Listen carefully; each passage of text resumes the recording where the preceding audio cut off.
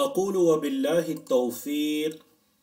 الحمد لله الإله الأحد المعبود بالحق الصمد الذي شهد لنفسه بالتوحيد وجعله حقه على العبيد، وأشهد أن لا إله إلا الله وحده لا شريك له في ملكه وأمره ولا ند له في عبادته وذكره، الذي لا سمي له في أسمائه ولا مثل له في صفاته، وأشهد أن محمدا عبده ورسوله الذي أرسله الله بالهدى ودين الحق ليظهره على الدين كله. أما بعد، رب اشرح لي صدري ويسر لي أمري واحلل عقدة من لساني يفقه قولي.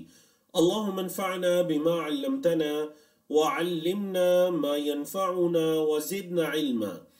اللہ رب العزت کی توفیق سے آج سے 6 ماہ قبل جس سلسلے کو ہم نے کتاب التوحید کی شرح میں شروع کیا تھا، آج الحمدللہ رب العالمین حمدا کثیرا طیبا مبارکا فی کما یلیق بجلال ربنا سبحانہ وتعالی، آج ہم اس مبارک سلسلے کو مکمل کرنے جا رہے ہیں، اور وہ جو آج ہم نے 3 ابواب کو پڑھنا ہے، الباب الخامس والستون اور السادس والستون اور السابع والستون، 65، 66 اور 67، ان 3 ابواب کو پڑھ کے انشاءاللہ ہم کتاب التوحید کو مکمل کریں گے۔ تو 65 کا جو عنوان ہے وہ ہے بابن یا بابو لا یستشفع باللہ علی خلقہ۔ پہلے اس عنوان کو سمجھ لیجئے، اللہ رب العزت کو اس کی مخلوق کے ہاں سفارشی نہ بنایا جائے، اللہ رب العزت کو اس کی مخلوق کے ہاں سفارشی نہ بنایا جائے۔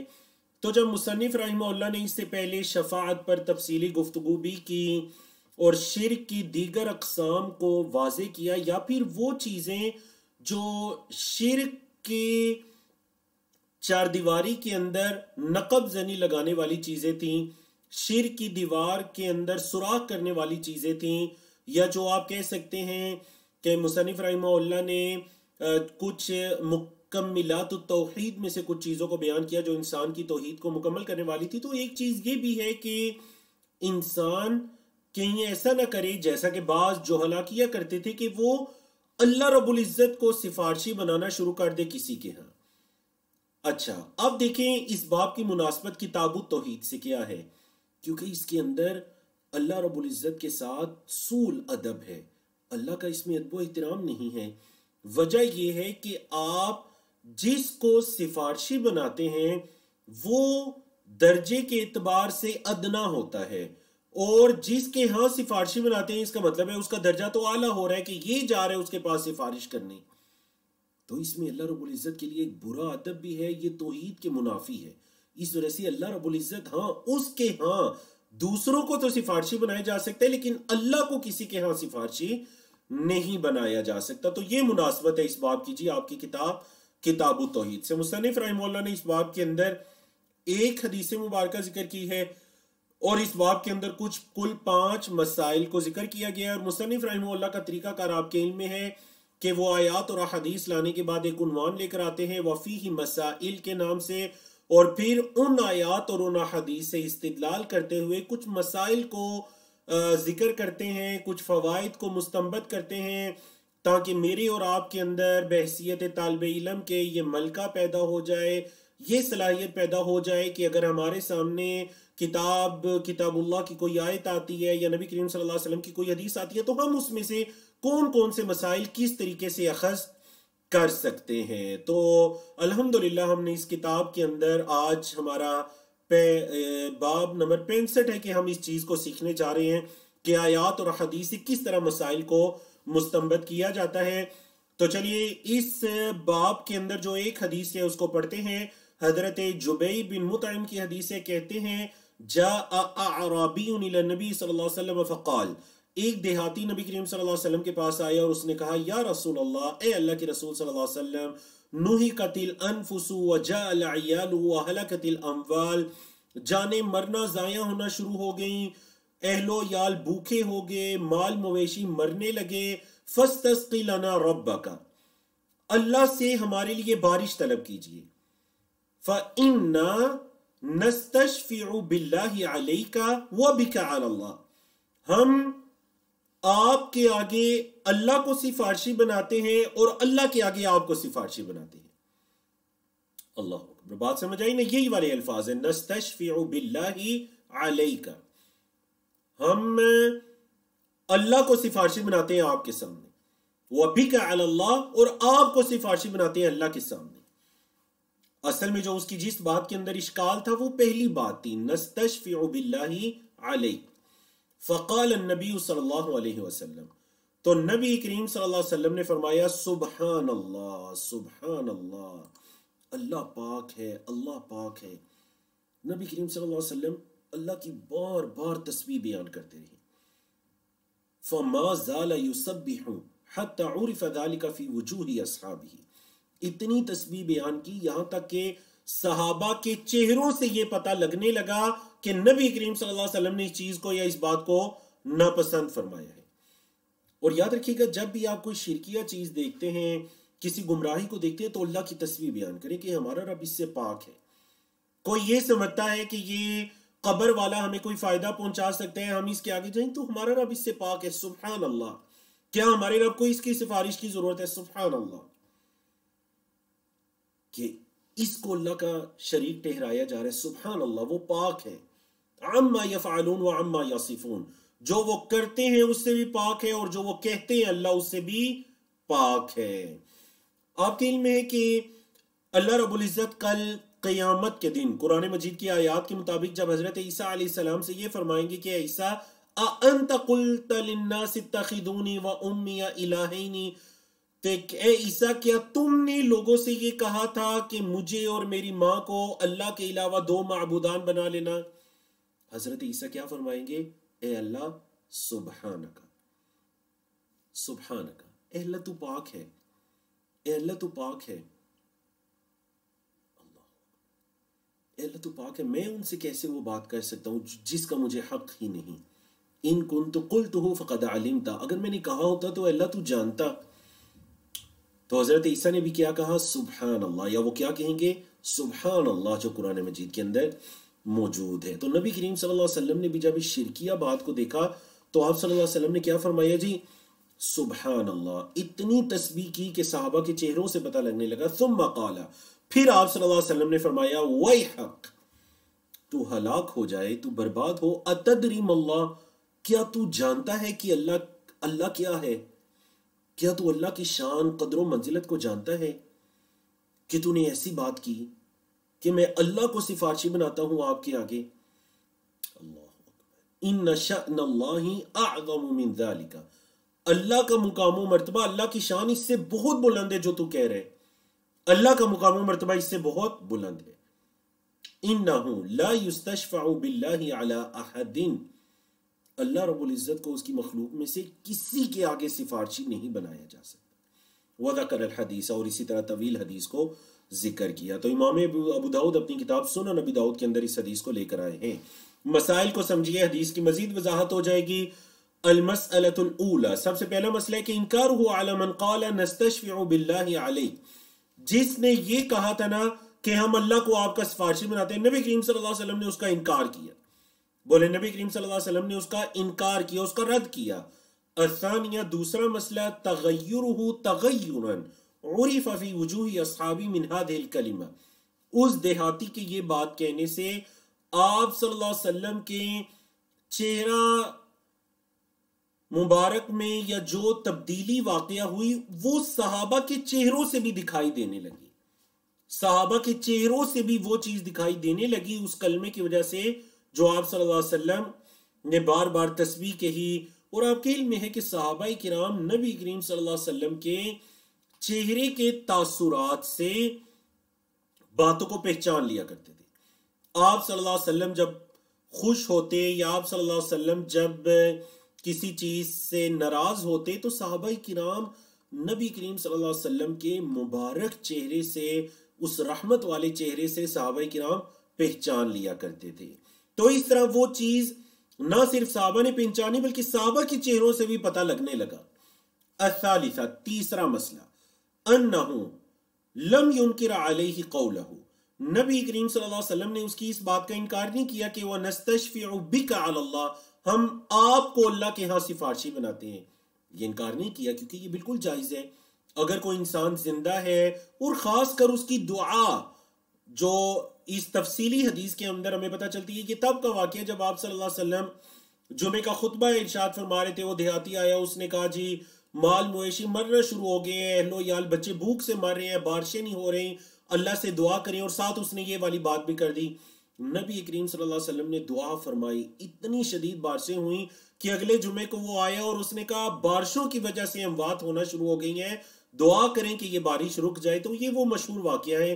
تو اس نے جو نبی کریم صلی اللہ علیہ وسلم سے یہ فرمایا تھا نا کہ آپ دعا کریں یا ہم آپ کو اللہ کے ہاں سفارشی بناتے ہیں، اس چیز کا انکار نہیں کیا تھا، بلکہ انکار کس پہ کیا تھا کہ اللہ کو سفارشی بناتے ہیں آپ کے آگے۔ اور رابعہ، چوتھا مسئلہ، التنبیہ علی تفسیر سبحان اللہ، سبحان اللہ کی تفسیر پر تنبیہ، یعنی آپ صلی اللہ علیہ وسلم نے اس کی جو تنبیہ کرنی چاہیے تو سبحان اللہ کہا، اللہ کی تسبیح، اللہ کی تسبیح، یعنی اللہ پاک ہے، اللہ پاک ہے اس چیز سے کہ اس کو اس کی مخلوق میں سے کسی کے ہاں سفارشی بنایا جائے، بولے اللہ اس چیز سے پاک ہے، سبحان اللہ۔ الخامسہ، پانچواں مسئلہ، ان المسلمین یسألونہ الاستسقاء، مسلمان آ کر نبی کریم صلی اللہ علیہ وسلم سے بارش کا طلب، اس کا سوال کیا کرتے تھے، کہ جیسے کہ اس دیہاتی نے کہا کہ فاستسقِ لنا ربک، اے اللہ کے رسول صلی اللہ علیہ وسلم اللہ سے دعا کیجئے کہ اللہ ہم پر بارش نازل کرے، مطلب اللہ سے ہمارے لیے بارش کو طلب کیجئے۔ تو صحابہ کرام یہ کام کیا کرتے تھے، اس میں کوئی حرج والی بات نہیں ہے کہ آپ کسی نیک انسان پر جائیں، کے پاس جائیں اور جا کر ان سے کہ میرے لیے دعا کیجئے۔ ابھی کتنے لوگوں نے شیخ صاحب سے گزارش کی کہ ہمارے لیے دعا کیجئے، شیخ صاحب نے ان کے لیے دعائیں بھی کی جو آج گیسٹ ہمارے اس سیشن میں تشریف لائے تھے۔ تو اس وجہ سے کسی سے دعا کروانے میں قطعاً بھی کوئی حرج نہیں ہے۔ صحابہ کرام نبی کریم صلی اللہ علیہ وسلم سے آ کر بارش کے نزول کی دعائیں بھی کروایا کرتے تھے۔ حرج اس چیز میں ہے کہ کوئی آ کر یہ کہے کہ میں اللہ کو سفارشی بناتا ہوں آپ کے آگے، اس چیز میں حرج ہے۔ یا پھر دوسرا حرج جو ہم پہلے پڑھ چکے ہیں وہ اس چیز کے اندر ہے کہ کوئی انسان فوت ہو چکا ہو، جب آپ کے لیے جو دعا نہیں کر سکتا آپ اس کا نام لے کر کہیں کہ اللہ میں اس کو سفارشی بناتا ہوں، یہ جائز نہیں ہے۔ کیونکہ صحابہ کرام نبی کریم صلی اللہ علیہ وسلم کی وفات کے بعد اگر کبھی بارشیں رک جایا کرتی تھیں تو آپ صلی اللہ علیہ وسلم کے چچا حضرت عباس کے پاس جاتے، اے اللہ کے رسول صلی اللہ علیہ وسلم کے چچا، اور کبھی آپ صلی اللہ علیہ وسلم کے خاندان کے دیگر لوگوں کے پاس، آپ صلی اللہ علیہ وسلم کے صحابہ کے پاس جایا کرتے کہ آئیں ذرا اللہ کے آگے دعائیں کرتے ہیں مل کر۔ یعنی اگر وفات کے بعد بھی اس طرح وسیلہ بنانا جائز ہوتا تو پھر جن صحابہ کے پاس نبی کریم صلی اللہ علیہ وسلم کی قبر مبارک مدینہ منورہ میں موجود ہے، وہ کیوں حضرت عباس کے پاس جا رہے ہیں دعا کروانے کے لیے یا بارش صلاۃ الاستسقاء کے لیے انہیں ساتھ لے کر باہر نکلنے کے لیے؟ تو اس وجہ سے اس چیز کو سمجھنے والی بات ہے۔ اور آپ کے علم میں ہوگا لاسٹ ٹائم جو شیخ عبداللہ ناصر رحمانی صاحب تشریف لائے تھے ان کا بھی اس بارے میں اشارہ تھا کہ مشرکین مکہ کو مشرک یا کافر اسی وجہ سے تو کہا گیا کہ وہ کوئی بتوں کی کھلے عام عبادت نہیں کرتے تھے، مطلب عبادت کھلے عام کرتے تھے لیکن صریحاً شرک نہیں تھا، بلکہ وہ یہ کہتے تھے کہ اصل میں ہم ان بتوں کی عبادت اس لیے کرتے ہیں کہ یہ ہمیں اللہ کے قریب کر دیں گے، یہ اللہ کے نیک بندے تھے، جب فوت ہو گئے ہم نے ان کے مجسمے بنا کر رکھ دیے، اب ہم ان کی عبادت اس لیے کرتے ہیں کہ یہ ہمیں اللہ کے قریب کر دیں گے۔ آج مجھے بتائیے کیا مسلمانوں میں سے اکثریت کی حالت ایسے نہیں ہے؟ کوئی شخص فوت ہو چکا ہے، اس کی تصویر سامنے لگائی ہوئی ہے، اس کا نام لکھ کر رکھا ہوا ہے، اپنی گاڑی کے پیچھے، اپنے گھروں میں، اپنے کاروبار کی جگہوں پر ان کے نام، ان کی تصویریں لگائی ہوئی ہیں، وجہ یہ نیک بندے تھے اس لیے ان کی تصویر لگائی ہوئی ہے، ہم بھی یہ تو نیک بندے تھے جی، ہم بھی اللہ کے قریب ہو جائیں گے۔ اللہ کے بندو، آپ کو کیا پتا کہ وہ کس حالت میں تھا؟ وہ فوت ہو چکے، اس کا معاملہ اللہ کے ساتھ ہے، اس کے عمل کے مطابق اللہ نے اس کو بدلہ دینا ہے۔ ہم کسی کے بارے میں جنت جہنم کا حتمی فیصلہ نہیں کر سکتے، لیکن آپ کس طرح یہ کہہ سکتے ہیں کہ وہ اللہ کے ہاں آپ کی سفارش کرے گا؟ اس اللہ کے ہاں جس اللہ نے اپنی کتاب میں فرمایا کہ وَنَحْنُ أَقْرَبُ إِلَيْهِ مِنْ حَبْلِ الْوَرِيدِ، ہم اس کی شارک سے بھی زیادہ اس کے قریب ہیں۔ اللہ اکبر۔ تو اس وجہ سے توحید، کتاب التوحید کا جو سب سے بنیادی، اگر آپ کہیں نا مجھے کہ آج آخری کلاس ہے، کتاب التوحید کا کوئی ایک جملے کے اندر، ایک لفظ کے اندر کوئی کتاب التوحید کا مطلب ہمیں اس کتاب کا کوئی بیسک ٹاپک سکھا دیجئے، تو اس کو لکھ لیجئے ایک لائن میں۔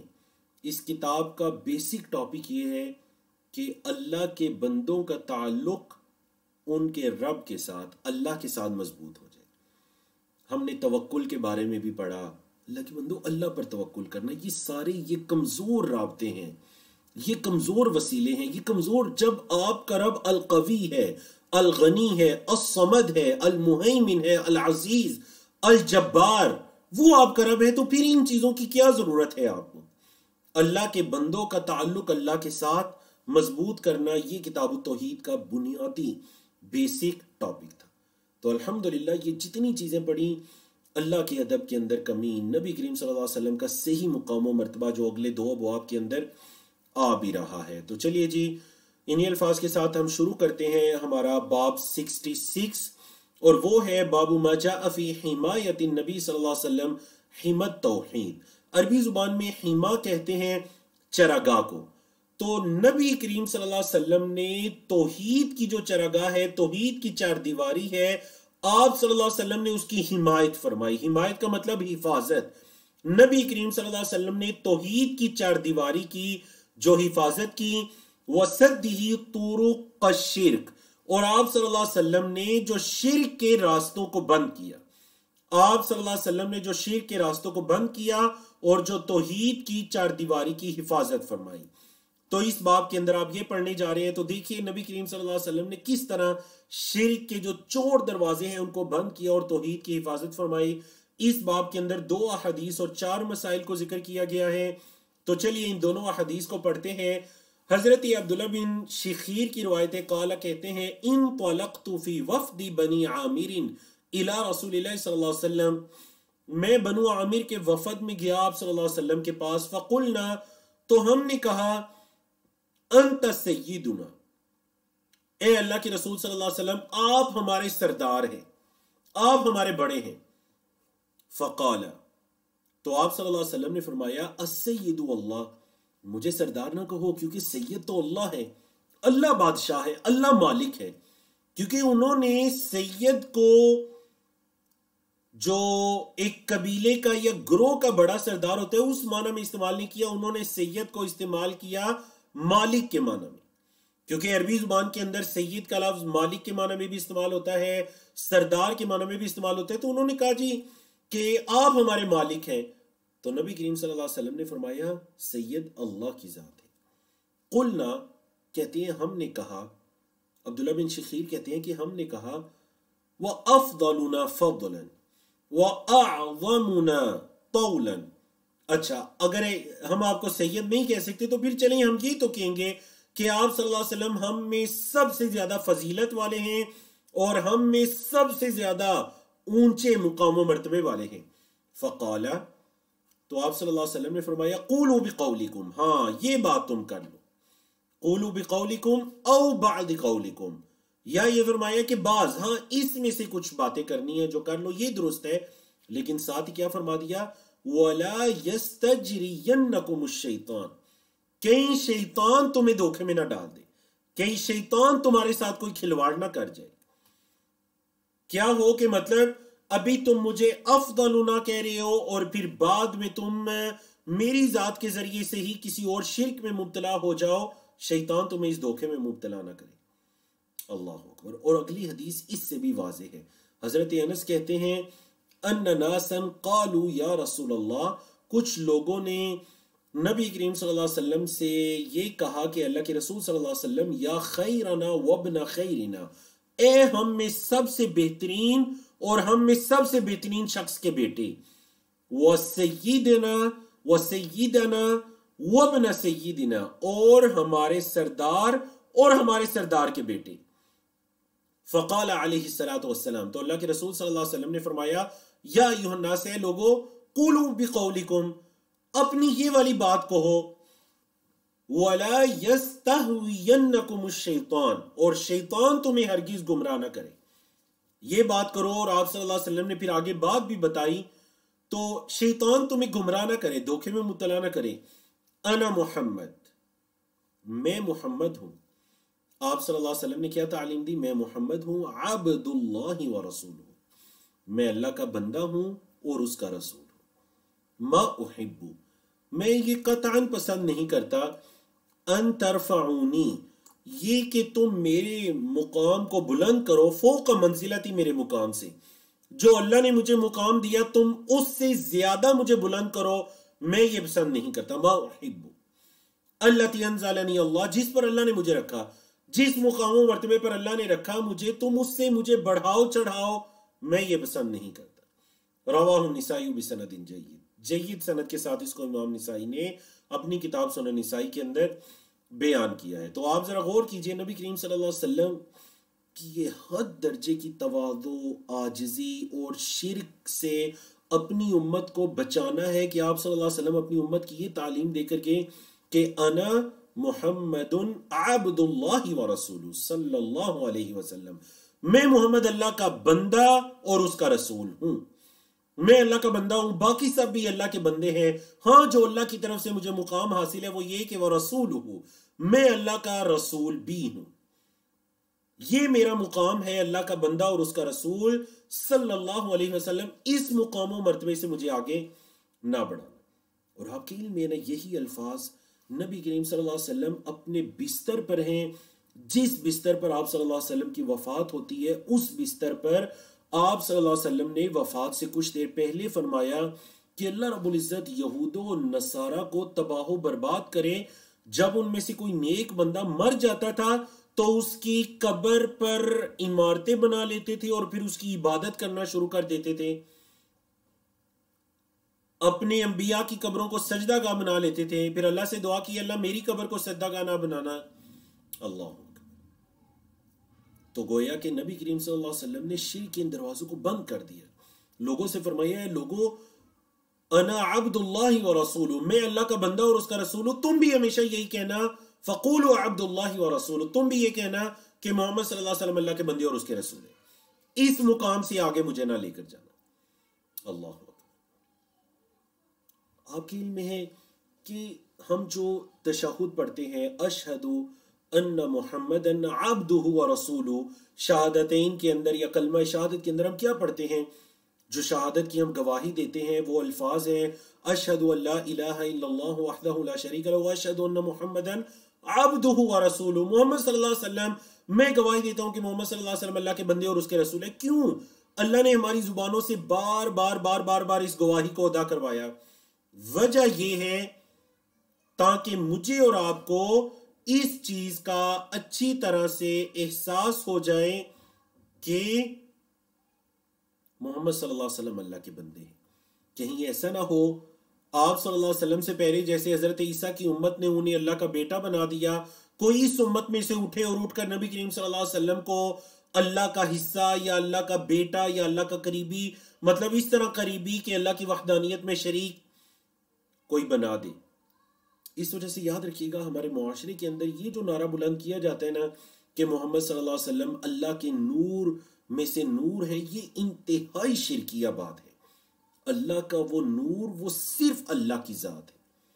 اللہ کا نور وہ اللہ کی ذات ہے. یہ جو کہا جاتا ہے نا کہ الصلاۃ والسلام علی نور من نور اللہ، علی نور من نور اللہ، اللہ کے نور میں سے جو نور ہے ان پر درود و سلام ہو.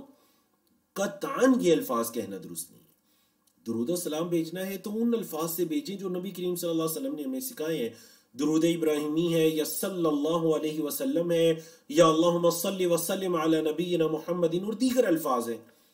ایسے الفاظ اور آپ صلی اللہ علیہ وسلم کی ذات میں اتنی مبالغہ آئی جو کہ آپ صلی اللہ علیہ وسلم نے خود بھی اپنے لیے پسند نہیں فرمائی، یہ قطعاً جائز نہیں ہے. اور یہ وہ چیز ہے جو شرک کے دروازے کو کھولتی ہے. تو آپ صلی اللہ علیہ وسلم نے اپنے مقام و مرتبے کو واضح کر کے گویا شرک کے اس دروازے کو بند کر دیا اور توحید کی عمارت کی حفاظت ایسے فرمائی.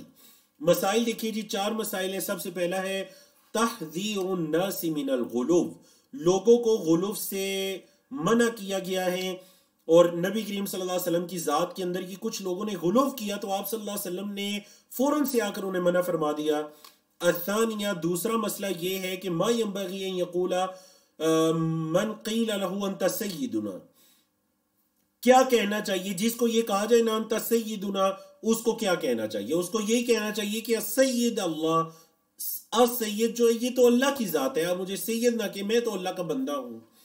الثالثہ تیسرا مسئلہ قولہ، آپ صلی اللہ علیہ وسلم کا یہ فرمان کہ لا یستجرینکم الشیطان مع انہم لم یقولوا الا الحق، جو آپ صلی اللہ علیہ وسلم نے انہیں یہ فرمایا نا کہ شیطان کہیں تمہیں دھوکے میں نہ ڈال دے، گمراہ نہ کر دے، غلط راستے پر نہ لے کر چل پڑے. حالانکہ انہوں نے تو درست بات کی تھی. انہوں نے تو دیکھیے آپ صلی اللہ علیہ وسلم سے یہ پہلی حدیث کے الفاظ ہیں، انہوں نے تو یہ کہا تھا کہ آپ ہم میں سب سے افضل ہیں اور سب سے اعلیٰ مرتبے والے ہیں.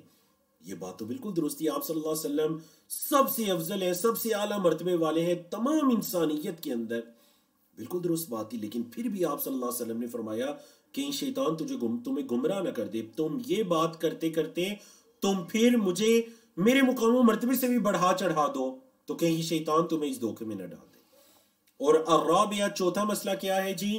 چوتھا مسئلہ یہ ہے کہ ما احب، آپ صلی اللہ علیہ وسلم کا یہ فرمان کہ میں پسند نہیں کرتا ان ترفعونی فوق منزلتی، کہ تم مجھے میرے مقام و مرتبے سے بلند کرو. تو الحمدللہ رب العالمین، اللہ رب العزت کا ہم شکر ادا کرتے ہیں کہ جی الحمدللہ ہماری اس کتاب کے 65 ابواب مکمل ہوئے. تو چلیے ہم سب مل کر باب 66 کو پڑھتے ہیں. الباب السادس والستون، یہ باب 66 ہے. دیکھیے کوئی وقت تھا اللہ کی توفیق سے آج سے 6 ماہ قبل یا اس سے بھی کچھ ٹائم زیادہ، 27 ہفتے پہلے ہم یہ کہہ رہے تھے کہ الباب الاول اس کتاب کا پہلا باب، پھر ہم نے کہا الباب الثانی، الثالث، اور الحمدللہ الحمدللہ الحمدللہ الذی بنعمتہ تتم الصالحات. اللہ رب العزت کے لیے تمام تعریفیں ہیں، حمد ہیں کہ اللہ رب العزت کی احسان سے ہی نیکیاں پایۂ تکمیل کو پہنچتی ہیں. تو ہم بھی اللہ کا شکر ادا کرتے ہیں اس موقع پر کہ اللہ نے ہمیں اس کتاب کے مکمل کرنے کی توفیق عطا کی، اور یقیناً ہم دین کے سیکھنے سکھانے والوں کے لیے، طالب علموں کے لیے اس سے بڑی خوشی کی اور کوئی بات نہیں ہو سکتی. آپ کہہ لیجئے میں ہوں یا میرے علاوہ آپ کی کسی بھی مطلب جتنی خوشی انسان کو اپنی شادی یا اپنے ولیمے پر ہوتی ہے نا، دین کے ایک طالب علم کو اتنی خوشی کسی کتاب کے مکمل کرنے پر ہوتی ہے. خود پڑھنے پر بھی اتنی خوشی ہوتی ہے، آپ پڑھ کر کسی کتاب کو مکمل کریں تو پھر اللہ نے ہمیں توفیق عطا کی کہ ہم نے اس پوری کتاب کو سبکن لفظ بلفظ پڑھ کر، شرح کر کے، ترجمہ کر کے الحمدللہ اس کتاب کو مکمل کیا. تو یقیناً یہ آپ سب کے لیے اور میری پوری ٹیم کے لیے یہ خوشائند لمحات ہیں. اللہ رب العزت اپنی بارگاہ کے اندر اس کو قبول و منظور فرمائے، اور اللہ آپ سب طالب علموں کو بھی اس کا بہترین اجر عطا کرے. اللہ آپ سب کو جزائے خیر عطا کرے کہ ماشاءاللہ آپ نے اتنے طویل سفر میں میرا ساتھ دیا. آپ اگر نہ ہوتے تو یہ ظاہر بات ہے میں نے کس کو پڑھانا تھا یا اس کتاب کو کیسے مکمل کرنا تھا. آپ کے تعاون سے ہی اللہ کی توفیق کے بعد یہ کتاب پایۂ تکمیل کو پہنچی. تو چلیں جی آخری باب شروع کرتے ہیں. باب ما جاء فی قول اللہ تعالی، اللہ تعالیٰ کے اس فرمان کے بارے میں ہے یہ باب. وما قدر اللہ حق قدرہ والارض جمیعا قبضتہ یوم القیامہ. اللہ کا یہ فرمان کہ اللہ کے بندوں نے اللہ کی قدر نہیں کی، اللہ کے بندوں نے اللہ کی وہ عزت وہ قدر نہیں کی. ان کفار نے، مشرکین نے، اللہ کے ساتھ دوسروں کو شریک ٹھہرانے والوں نے اللہ کی قدر نہیں کی. حالانکہ اللہ کی شان تو دیکھیے کہ والارض جمیعا قبضتہ یوم القیامہ، قیامت کے دن یہ زمین ساری کی ساری اللہ کی مٹھی میں ہوگی. قیامت کے دن یہ زمین ساری کی ساری اللہ کی مٹھی میں ہوگی. تو یہ آیت کریمہ مصنف رحمہ اللہ کتاب کے شروع کے اندر لے کر آئے ہیں، جو کہ سورۃ الزمر کی آیت نمبر 67 ہے، اور مصنف رحمہ اللہ نے اس میں 1 آیت اور 8 احادیث کو بیان کیا. ماشاءاللہ ختامہ مسک ہونے جا رہا ہے کہ آپ کی کتاب کا جو آخری چیپٹر ہے اس کے اندر آپ الحمدللہ 8 احادیث اور آثار کو پڑھنے جا رہے ہیں. اور اس باب کے اندر کل 19 مسائل کو ذکر کیا گیا ہے۔ تو چلیے جی ہم ایک آیت کریمہ اور 8 احادیث کو پڑھتے ہیں۔ آیت کریمہ وہی سورۃ الزمر کی آیت ہے کہ وَمَا قَدَرُ اللَّهَ حَقَّ قَدْرِهِ، انہوں نے اللہ کی قدر کرنے کا حق ادا نہیں کیا، جیسا اس کی قدر کرنے کا حق تھا انہوں نے ویسے اللہ کی قدر نہیں کی۔ وَالْأَرْضُ جَمِيعًا قَبْضَتُهُ يَوْمَ الْقِيَامَةِ، اور قیامت کے دن زمین ساری کی ساری اللہ کے قبضہ میں ہوگی، اللہ کے ہاتھ میں ہوگی، اللہ کی مٹھی میں ہوگی۔ وَالسَّمَاوَاتُ مَطْوِيَّاتٌ، اور آسمان بھی لپیٹے ہوئے ہوں گے، اور اس کی تفسیر آگے چل کر احادیث کے اندر آ رہی ہے۔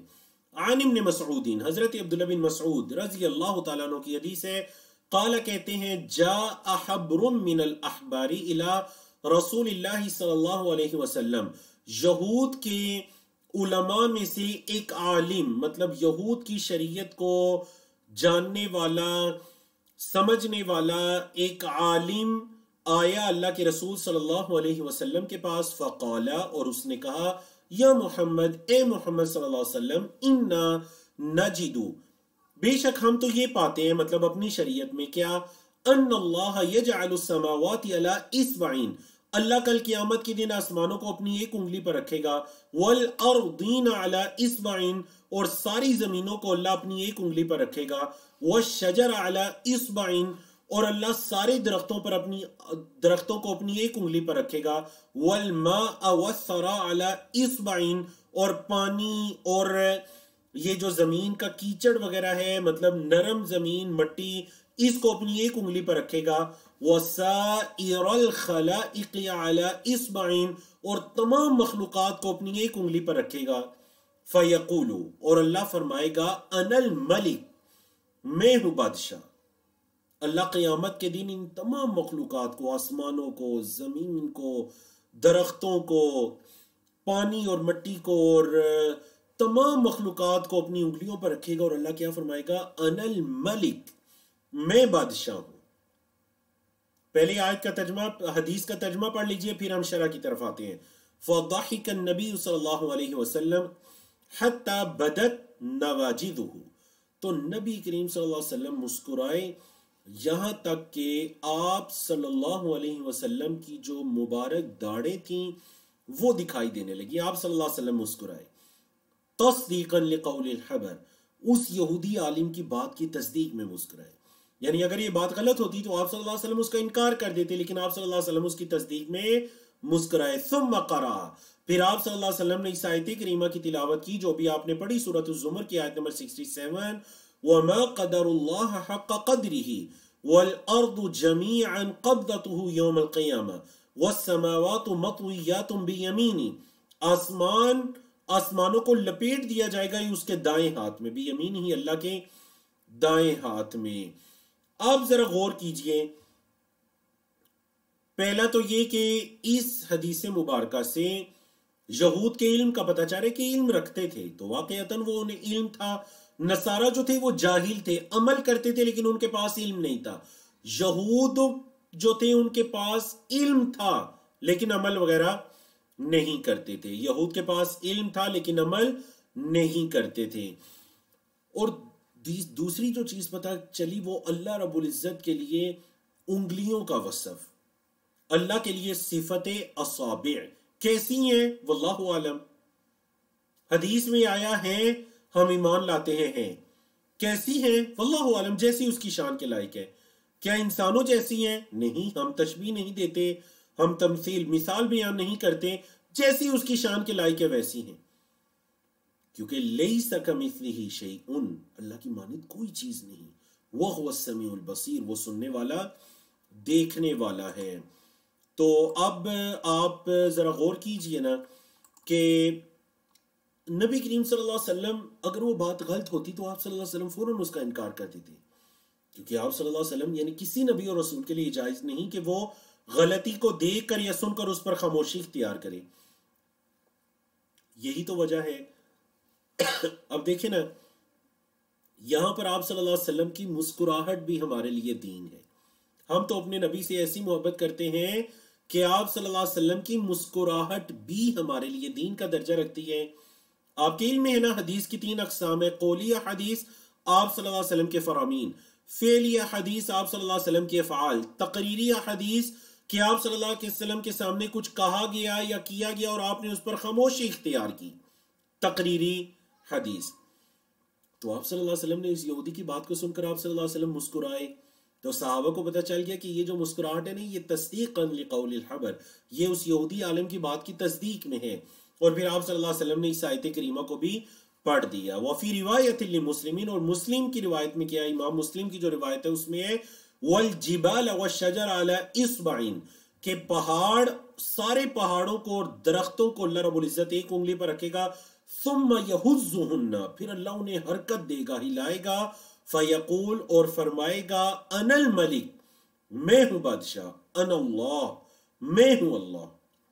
وفی روایت للبخاری، اور امام بخاری کی روایت میں کیا ہے جی، یجعل السماوات علی اصبع، آسمانوں کو رکھے گا اپنی ایک انگلی پر، والماء والثرى علی اصبع، اور پانی کو اور مٹی کیچڑ وغیرہ کو ایک انگلی پر، وسائر الخلق علی اصبع، اور باقی تمام مخلوقات کو ایک انگلی پر۔ اخرجاہ، ان دونوں نے، مطلب امام بخاری اور امام مسلم نے ان حدیث کو روایت کی ہے۔ اگلی حدیث دیکھیے جی، وَلِمُسْلِمٍ، اور صحیح مسلم کی روایت ہے، عن ابن عمر مرفوعا، حضرت عبداللہ بن عمر کی مرفوع روایت ہے کہ یطوی اللہ السماوات یوم القیامہ، قیامت کے دن اللہ رب العزت آسمانوں کو لپیٹے گا، ثم یأخذہن بیدہ الیمنی، پھر اللہ رب العزت ان آسمانوں کو لپیٹ کر اپنے دائیں ہاتھ میں پکڑے گا، ثم یقول، پھر فرمائے گا، انا الملک، میں ہوں بادشاہ، این الجبارون، کہاں ہے جبار، این المتکبرون، کہاں ہے یہ متکبرون، یہ جو دنیا میں بہت بڑا بنا کرتے تھے، اپنے آپ کو بڑا پاورفل سمجھا کرتے تھے، آئیں ذرا آج سامنے، کہاں ہے یہ تکبر کرنے والے سخت لوگ۔ ثم، پھر، یطوی الارضین السبع، پھر اللہ 7 زمینوں کو لپیٹے گا، ثم یأخذہن بشمالہ، پھر اللہ اپنے بائیں ہاتھ میں انہیں پکڑے گا، ثم یقول، پھر فرمائے گا، انا الملک، میں ہوں بادشاہ، این الجبارون، کہاں ہے جبارون، این المتکبرون، کہاں ہے متکبرون، کہاں ہے یہ تکبر کرنے والے سرکش۔ وروی عن ابن عباسین، اور حضرت عبداللہ بن عباس رضی اللہ عنہما کی روایت یہ ہے، قالا، کہتے ہیں کہ مَا السَّمَاوَاتُ السَّبْعُ وَالْأَرْضُونَ السَّبْعُ فِي كَفِّ الرَّحْمَنِ إِلَّا كَخَرْدَلَةٍ فِي يَدِ أَحَدِكُمْ، جیسے تم میں سے کسی ایک کے ہاتھ میں رائی کا دانہ ہوتا ہے نا، بالکل یہ 7 آسمان اور 7 زمینیں رحمان کی ہتھیلی میں ایسے ہوں گی، یہ 7 آسمان اور 7 زمینیں رحمان کی ہتھیلی میں ایسے ہوں گی جیسے کہ تم میں سے کسی ایک کی ہتھیلی کے اندر رائی کا دانہ ہوتا ہے، رائی کا دانہ۔ اللہ اکبر، یہ اللہ کی شان ہے، یہ اللہ کی قدر و منزلت ہے، جس اللہ کی معرفت میں آپ نے مکمل کتاب التوحید کو پڑھا، اس اللہ کی توحید، اس اللہ کی پہچان، اس اللہ کی عبادت کی پہچان، عبادت کا حق ادا کرنا، عبادت پر استقامت، ڈٹے رہنا، اپنی اس توحید کو ہر طرح کی کمی سے، نقص سے پاک کرنا، جس اللہ کے بارے میں اور جس کی توحید کے بارے میں آپ لوگ پچھلے 26-27 دنوں سے یہ چیزیں پڑھ رہے ہیں نا، یہ ہے اس اللہ کی پہچان اور یہ ہے اس اللہ کی قدرت۔ قال ابن جریر، ابن جریر الطبری جو کہ مشہور مفسر ہے، کہتے ہیں حدثنی یونس، مجھے یونس نے بیان کیا، اخبرنا ابن وہب، وہ کہتے ہیں کہ ہمیں ابن وہب نے بیان کیا، قال کہتے ہیں قال ابن زید، ابن زید نے کہا حدثنی ابی، کہ مجھے میرے والد نے بیان کیا، قال میرے والد کہتے ہیں قال رسول اللہ صلی اللہ علیہ وسلم، اللہ کے رسول صلی اللہ علیہ وسلم نے فرمایا، ما السماوات السبع فی الکرسی، یہ جو 7 آسمان ہیں نا، یہ اللہ کی کرسی کے مقابلے میں کیسے ہیں، یہ نہیں ہے الا مگر کدراہیم 7، جیسے 7 دینار ہیں، القیت فی ترس، جن کو کسی ڈال کے اندر، ترس کہتے ہیں ڈال، 7 درہموں کو لے کر ڈال کے اندر پھینک دیا جائے نا، تو جتنا وہ ڈال میں جگہ لیں گے نا، اتنا اللہ کی کرسی کے مقابلے میں یہ 7 آسمان ہیں۔ مطلب قرآن مجید کی آیت بھی ہے نا، وَسِعَ كُرْسِيُّهُ السَّمَاوَاتِ وَالْأَرْضِ، اللہ کی یہ جو کرسی ہے یہ آسمان و زمین کو وسیع ہے، مطلب اپنے اندر لیے ہوئے ہے، یہ اتنی وسیع اور بڑی کرسی ہے، اس کی یہ شان ہے۔ قال وقال ابو ذر، کہتے ہیں اور ابو ذر نے کہا سمعت رسول اللہ صلی اللہ علیہ وسلم یقول، میں نے اللہ کے رسول صلی اللہ علیہ وسلم کو سنا فرما رہے تھے مل کرسی فی العرش، کرسی جو ہے وہ عرش کے مقابلے میں نہیں ہے، الا کحلقۃ من حدید، جیسے لوہے کا کوئی چھلا ہوتا ہے، اس کو کہتے ہیں عربی زبان میں حلقہ، حلقہ من حدید، لوہے کا گول چھلا۔ تو کرسی عرش کے مقابلے میں کیسی ہے؟ جیسی کوئی لوہے کا چھلا ہے، القیت بین ظہری فلاط من الارض، جسے زمین کے ایک بڑے میدان میں پھینک دیا گیا، ایک چھلے کو زمین کے ایک بڑے میدان میں پھینک دیا گیا، تو جو کرسی ہے وہ عرش کے مقابلے میں ایسے ہے۔ اللہ اکبر، مطلب اللہ کا عرش جو ہے اللہ کی اس کرسی سے بھی بڑا وسیع ہے۔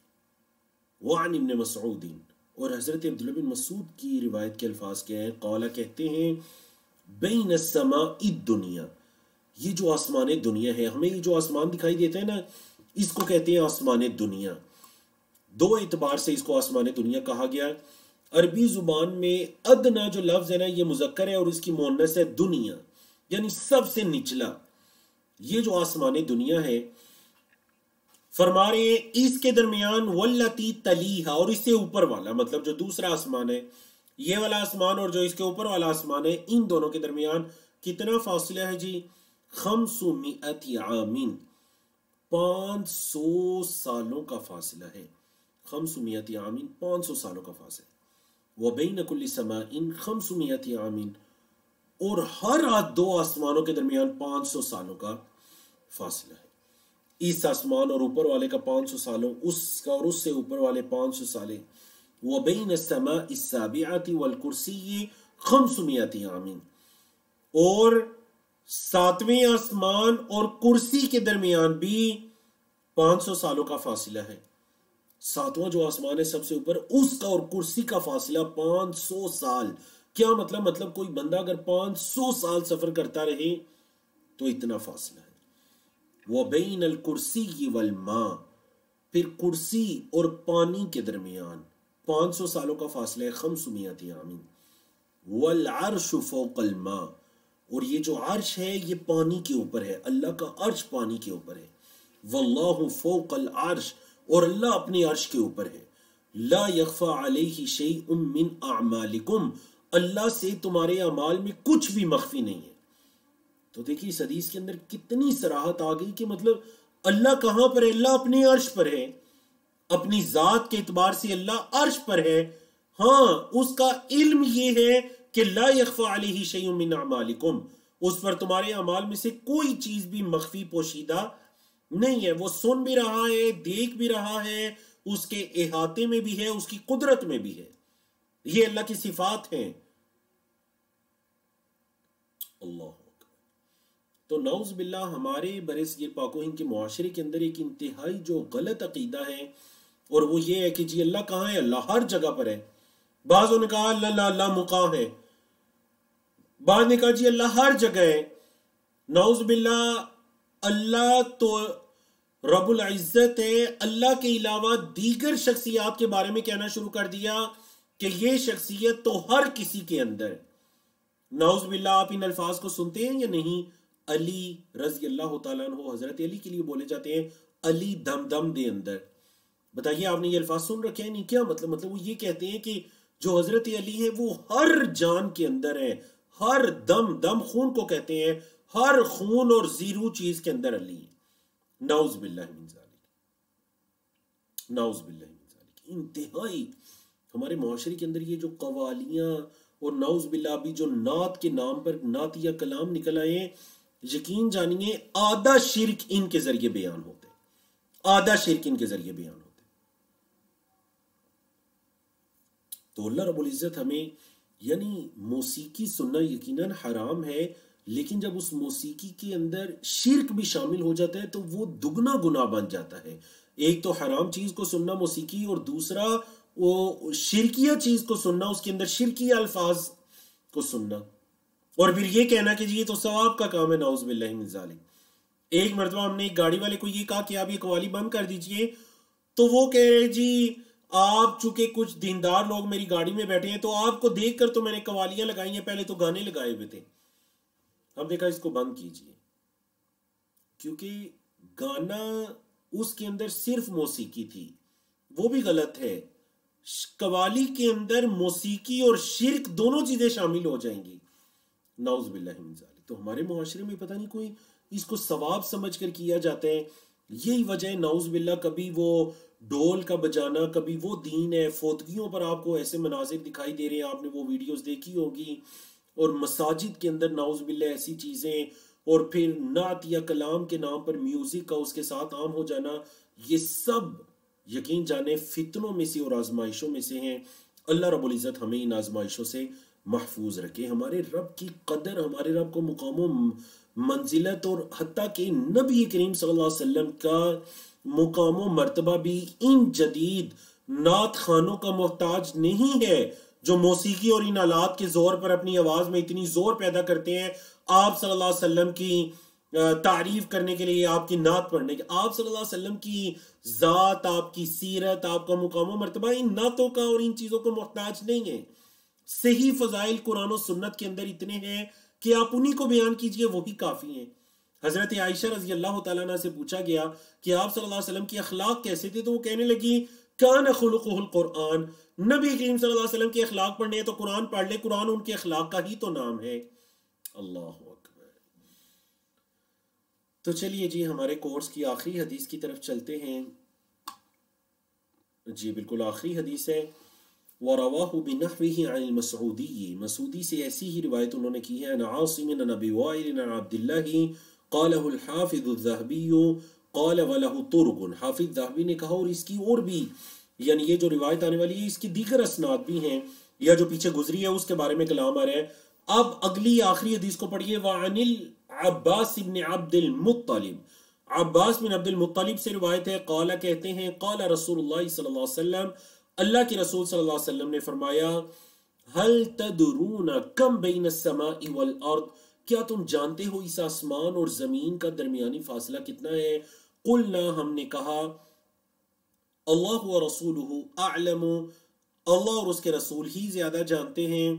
قال، تو آپ صلی اللہ علیہ وسلم نے فرمایا، بینہما مسیرۃ 500 سنۃ، اس زمین و آسمان کا درمیانی فاصلہ 500 سال کا فاصلہ ہے۔ وَمِن كُلِّ سَمَاءٍ إِلَى سَمَاءٍ، اور ہر آسمان سے دوسرے آسمان کا فاصلہ مسیرۃ 500 سنۃ، 500 سال کی چلنے کے برابر ہے۔ وَكِثْفُ كُلِّ سَمَاءٍ، یہ اس حدیث میں اضافہ ہے، کثف کہتے ہیں موٹائی کو، ہر آسمان کی جو موٹائی ہے، اس کی جو ساخت ہے جو آسمان کی، مسیرۃ 500 سنۃ، وہ بھی 500 سال کی مسافت کے برابر ہے۔ وَبَيْنَ السَّمَاءِ السَّابِعَةِ وَالْعَرْشِ، اور ساتویں آسمان اور عرش کے درمیان میں بحر، ایک سمندر ہے، بین اسفلہ وَأَعْلَاهُ، اس سمندر کا جو سب سے نچلا گڑھا ہے یا سب سے نچلا حصہ ہے اس کے درمیان اور سب سے اوپر والے حصے کے درمیان اتنا فاصلہ ہے، کما بین السماء والارض، جیسے کہ آسمان و زمین کا درمیانی فاصلہ ہے۔ واللہ سبحانہ وتعالی فوق ذالک، اور اللہ سبحانہ وتعالی اس سب سے اوپر ہے۔ وَلَيْسَ يَخْفَى عَلَيْهِ شَيْءٌ مِّنْ أَعْمَالِ بَنِي آدَمَ، اور اس سے بنو آدم کے اعمال، آدم کے بیٹوں کے اعمال سے، آدم کی اولاد کے اعمال سے کچھ بھی اس اللہ سے مخفی نہیں ہے۔ اخرجہ ابو داؤد وغیرہ، امام ابو داؤد نے اور اس کے علاوہ دیگر نے اس حدیث کو روایت کیا ہے۔ تو اس حدیث کے اندر یہ جو اضافہ آپ نے دیکھا نا، آسمانوں کی موٹائی، ان کی جو مسافت ہے وہ بھی 500 سال کے درمیان میں ہے، اور یہ جو سمندر ہے جس پر اللہ کا عرش ہے، اس پانی پر، اس سمندر پر، اس کی جو فاصلہ ہے نچلے حصے کا اور اوپر والے حصے کا، یہ بھی اتنا فاصلہ ہے جتنا آسمان اور زمین کا درمیانی فاصلہ ہے۔ اللہ اکبر۔ یہ ہے جی اللہ کی شان، اللہ کا مقام، اللہ کی منزلت۔ اللہ اکبر، سبحان اللہ۔ مسائل کی طرف آتے ہیں. مصنف رحمہ اللہ نے ان 8 احادیث سے اور ایک آیت کریمہ سے کل 19 مسائل کو ثابت کیا. تو چلے جی 19 مسائل پڑھتے ہیں. الاولا، سب سے پہلا مسئلہ ہے تفسیر قولہ تعالی، اللہ تعالیٰ کے اس فرمان کی تفسیر، والارض جمیعا قبضتہ یوم القیامہ، قیامت کے دن زمین ساری کی ساری اس اللہ کے قبضے میں ہوگی، اس اللہ کی مٹھی میں ہوگی. قبضہ کا مطلب عربی میں مٹھی کے معنی میں ہے. اور آپ نے پڑھا الثانیہ، دوسرا مسئلہ ہے کہ ان هذه العلوم وامثالها باقیۃ عند اليہود الذین فی زمانہ صلی اللہ علیہ وسلم لم ينکروها ولم يتأولوها، کہ یہ جو علوم ہے نا، اللہ کی معرفت، زمین و آسمان کے بارے میں، قیامت کے دن کے بارے میں، یہ علوم نبی کریم صلی اللہ علیہ وسلم کے زمانے کے یہودیوں کے پاس باقی تھے. آپ صلی اللہ علیہ وسلم کے وقت میں جو یہودی تھے ان کے پاس یہ علوم باقی تھے. لم ينکروها، انہوں نے اس کا انکار نہیں کیا. ولم يتأولوها، اس میں کوئی تعویل بھی نہیں کی. یہ علوم اسی طرح ان کے پاس باقی تھے. الثالثہ، تیسرا مسئلہ وہ کیا ہے کہ ان الحبر لما ذکر للنبی صلی اللہ علیہ وسلم صدقہ، یہ جو یہودی عالم ہے نا، جب اس نے نبی کریم صلی اللہ علیہ وسلم سے ذکر کیا یہ ساری باتیں تو آپ صلی اللہ علیہ وسلم نے اس کی تصدیق کی. وَنَزَلَ الْقُرْآنُ بِتَقْرِيرِ ذَلِكَ، اور پھر اسی کے مطابق قرآن مجید بھی نازل ہوا کہ وَمَا قَدَرُ اللَّهَ حَقَّ قَدْرِهِ، یہود کو پتہ ہے کہ اللہ کا مقام و مرتبہ، شان و منزلت کیا ہے، اس کے باوجود انہوں نے اللہ کی قدر نہیں کی جیسے اللہ کی قدر کرنے کا حق ہے. یہود سب کچھ جانتے ہیں، لیکن وہ تو اللہ کے جو آخری رسول ہیں جنہوں نے آنا تھا اس پر بھی ایمان نہیں لائے، حالانکہ ان کی نشانیوں کو، ہر چیز کو جانتے ہیں. تو گویا کہ یہ انہوں نے اللہ کی قدر نہیں کی. الرابعہ، چوتھا مسئلہ، وقوع الضحك من رسول اللہ صلی اللہ علیہ وسلم لما ذکر الحبر هذا العلم العظیم، جب اس یہودی عالم نے اس عظیم علم کو ذکر کیا تو آپ صلی اللہ علیہ وسلم مسکرائے. تو آپ صلی اللہ علیہ وسلم کی مسکراہٹ اس یہودی عالم سے اس علم کی بات کو سن کر. الخامسہ، پانچواں مسئلہ، التصریح بذکر الیدین، جو 2 ہاتھوں کا ذکر ہے نا، اس کی وضاحت، اس کی صراحت. وَأَنَّ السَّمَاوَاتِ فِي الْيَدِ الْيُمْنَى، اور اس چیز کی صراحت کہ جو آسمان ہے وہ دائیں ہاتھ میں ہوں گے. وَالْأَرْضِينَ فِي الْأُخْرَى، اور زمینیں دوسرے ہاتھ میں ہوں گی. تو آپ نے اس کی وضاحت پڑھی.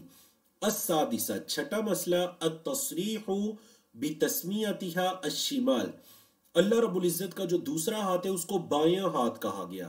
ایک ہاتھ کو یمین، دایاں ہاتھ کہا گیا، دوسرے ہاتھ کو شمال، بایاں ہاتھ کہا گیا. تو اس حدیث سے یہ بھی ہمیں وضاحت پتہ چلتی ہے. السابعہ، 7واں مسئلہ ہے جی، ذکر الجبارین والمتکبرین عند ذالک، اللہ رب العزت اس موقع پر جو سرکش قسم کے متکبر لوگ ہیں، اللہ رب العزت ان کا بھی تذکرہ کریں گے، جیسا کہ ان کا ذکر یہاں پر آیا. قیامت کے دن ان کو کہا جائے گا کہاں ہیں وہ، دنیا کے اندر جو بڑے سرکش بنا کرتے تھے آج وہ کہاں ہیں. الثامنہ، 8واں مسئلہ، قولہ کخردلۃ فی کف احدکم، جیسے کہ تم میں سے کسی ایک کی ہتھیلی میں رائی کا دانہ ہوتا ہے، جیسے تم میں سے کسی ایک کی ہتھیلی میں رائی کا دانہ ہوتا ہے. التاسعہ، 9واں مسئلہ، عظم الکرسی بالنسبۃ الی السماء، یہ جو کرسی ہے نا اس کا بڑا ہونا، کرسی کا بڑا ہونا آسمانوں سے. حدیث سے یہ پتہ چلا کہ جو کرسی ہے اللہ کی وہ آسمانوں کی نسبت بڑی ہے. اور یہ قرآن سے بھی پتہ چلتا ہے وسیع کرسیہ السماوات والارض، اور اس حدیث سے بھی پتہ چلا جو آپ نے پڑھی. العاشرہ، جو 10واں مسئلہ ہے وہ کیا ہے، عظم العرش بالنسبۃ الی الکرسی، کرسی کی نسبت اگر اللہ کے عرش کو دیکھے تو وہ کرسی سے بھی بڑا ہے، جیسا کہ آپ نے حدیث میں پڑھا. الحادیۃ عشر، 11واں مسئلہ ہے، ان العرش غیر الکرسی والماء، اللہ کا جو عرش ہے نا، تو بعض لوگوں نے یہ سمجھا اس عرش سے مراد کرسی ہے یا وہ جو پانی ہے، نہیں. اس حدیث سے ہمیں ان احادیث کے مجموعے سے یہ وضاحت پتہ چلے گی کہ عرش الگ چیز ہے، کرسی الگ چیز ہے، اور پانی الگ چیز ہے. عرش کرسی اور پانی کے علاوہ ایک الگ مخلوق ہے، ایک الگ چیز ہے. الثانیۃ عشر، 12واں مسئلہ، کم بین کل سماء الی سماء، ہر 2 آسمانوں کا درمیانی فاصلہ کتنا ہے، ہر 2 آسمانوں کا درمیانی فاصلہ کتنا ہے. الثالثۃ عشر، 13واں مسئلہ، کم بین السماء السابعۃ والکرسی، 7ویں آسمان اور کرسی کا فاصلہ کتنا ہے، یہ بھی پتہ چلا. الرابعۃ عشر، 14واں مسئلہ، کم بین الکرسی والماء، کرسی اور پانی کا کتنا فاصلہ ہے یہ بھی ہمیں پتا چلا۔ الخامسۃ عشر، 15واں مسئلہ، ان العرش فوق الماء، کہ اللہ کا جو عرش ہے وہ پانی کے اوپر ہے۔ السادسۃ عشرہ، 16واں مسئلہ ہمیں پتا چلا کہ ان اللہ فوق العرش، اللہ رب العزت اس عرش کے اوپر ہے۔ السابعۃ عشرہ، 17واں مسئلہ، کم بین السماء والارض، آسمانوں اور زمین کے درمیان کتنا فاصلہ ہے یہ بھی ہمیں پتا چلا۔ الثامنۃ عشرہ، 18واں مسئلہ، کثف کل سماء 100 سنۃ، ہر آسمان کی جو موٹائی ہے یہ بھی ہمیں پتا چلی کہ تقریباً 100 سال کے برابر ہے۔ اور التاسعۃ عشر، 19واں اور آخری مسئلہ کیا ہے کہ ان البحر الذي فوق السماوات اسفلہ واعلاہ 500 سنۃ، کہ وہ جو سمندر، وہ جو پانی کا مجموعہ آسمانوں کے اوپر ہے، اس کے نچلے حصے اور اوپر والے حصے کا جو آپس کا فاصلہ ہے وہ بھی 500 سال کی مسافت کے برابر ہے۔ واللہ اعلم، اللہ زیادہ جانتا ہے۔ والحمد للہ رب العالمین، وصلی اللہ وسلم علی سیدنا محمد وعلى آلہ واصحابہ اجمعین۔ اقول قولی هذا استغفر اللہ لی ولکم ولسائر المسلمین من کل ذنب، وصلی اللہ تعالی علی نبینا محمد وعلى آلہ وصحبہ اجمعین۔